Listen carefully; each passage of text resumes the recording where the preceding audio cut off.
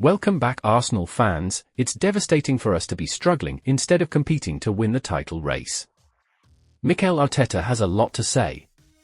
Let's hear from him. Fine, and Bukayo and Gabi, yeah, they are progressing really well, but still a bit far to come back. The weekend felt like a big weekend in terms of the title race. Obviously, whilst it's mathematically possible, I know you're going to keep on fighting.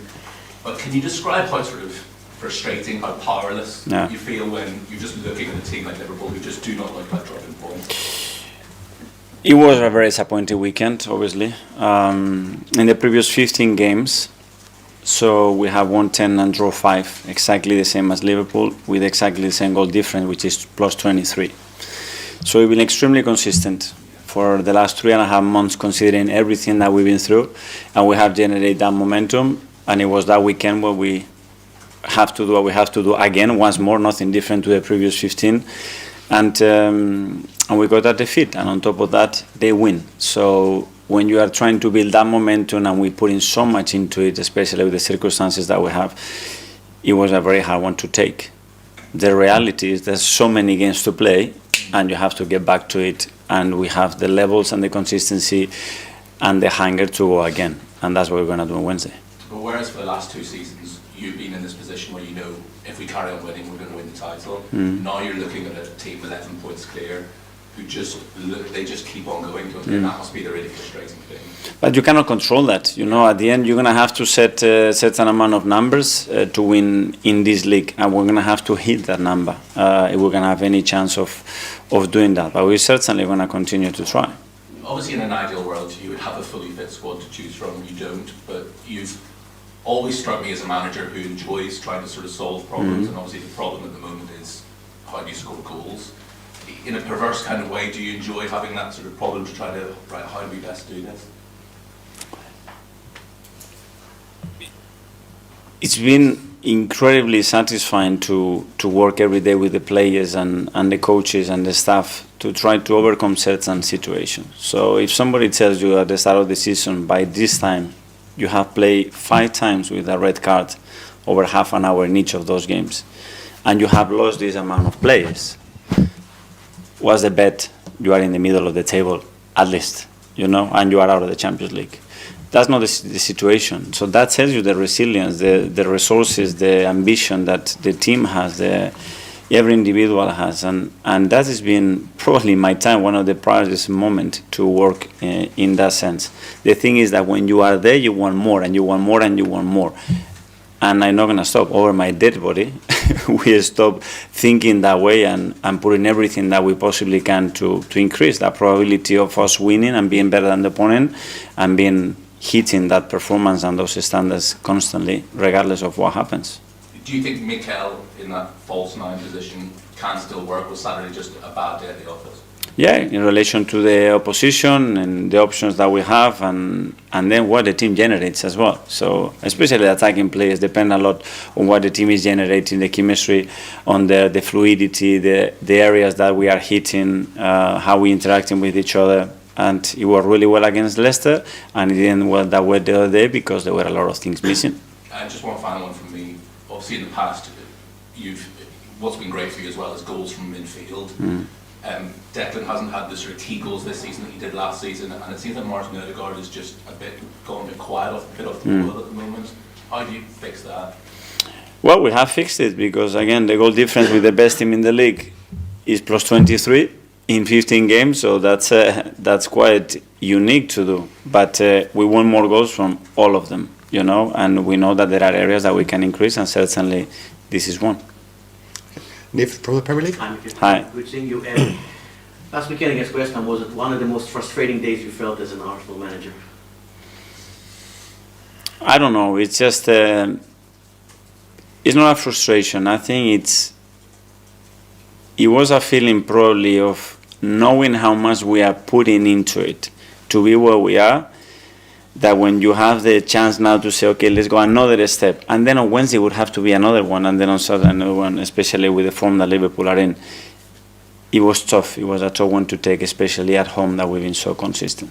Couple of questions before us, please. I can imagine it's very competitive within the Premier League managers, but how pleased are you for Nuno, who obviously left Spurs really over 3 years ago, and got the chance to come back to management in the Premier League, and what he's achieving at Forest? Unbelievable what they are doing, what he's done. Not only there, because what he did at Wolves as well, it was incredible, to be fair. So yeah, huge pride. Him, the coaching staff, the players as a club as well, what they had generated after coming into the Premier League, is a remarkable story. So well done to them.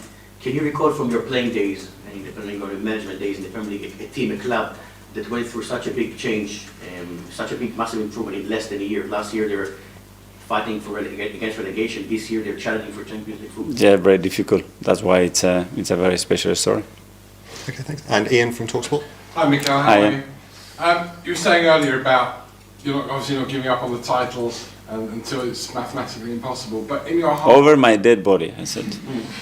Over your dead body? Yeah. But in your heart of hearts, do you really think you can do it? If not, I will go home, guys. Mathematically, it's possible. You are there. You have to play every game. Suddenly, 3 days ago, we could close the gap, and you are like, you are 1.5 games away. It doesn't matter. We have to continue to go. So it doesn't feel today like you're, what we would say, clutching at straws? No, it's the difficulty. The difficulty is higher 3 days ago, yet it is higher. But, I mean, if you want to win the Premier League, you're going to have to do something special. You're going to have to win this Premier League with the circumstances that we have. Probably have to do something that nobody else has done in the history of the Premier League. Another red card of the weekend for Miles Lewis-Skelly. That's 5 you've had this season. Is there a problem with discipline? Big problem. Not about discipline. It's a lot of factors that have contributed to that, obviously. In terms of?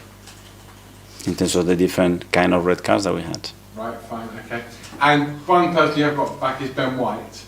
2 questions on Ben. First of all, he's been reported that he might be back in the England fold, may have spoken to Thomas Tuchel. And secondly, what could he offer Arsenal? What have you missed by not having Ben White around so far this season? Well, a player that has given us something very, very special, especially in that right unit.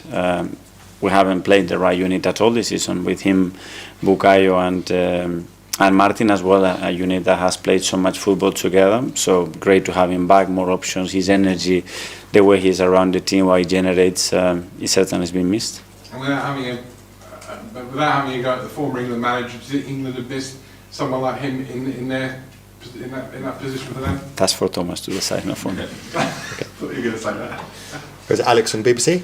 Hi Mikel. Hi. After the game on Saturday, he says the performance wasn't good enough. Why do you think you were so far away from the standards you've set this season? Because we didn't put West Ham in the ropes like we had to, especially with the amount of time and space that we have in certain areas, and we weren't good enough, especially with the ball and the way we defend the box in 2 situations that could have cost us the game, and at the end one of them cost us the game.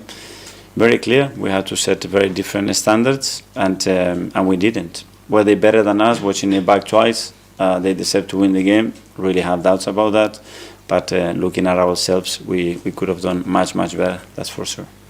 You said a few times it was a tough one to take, but you'll keep trying until it's mathematically impossible that you can't win the title. Do you have to get that over to the players? Do they feel the same after such a blow at the weekend and the way the table is now? They know, and especially because we've been in the other position as well very recently, and we know how quickly things can change, and you have to be there, and we all deserve to continue in that fight.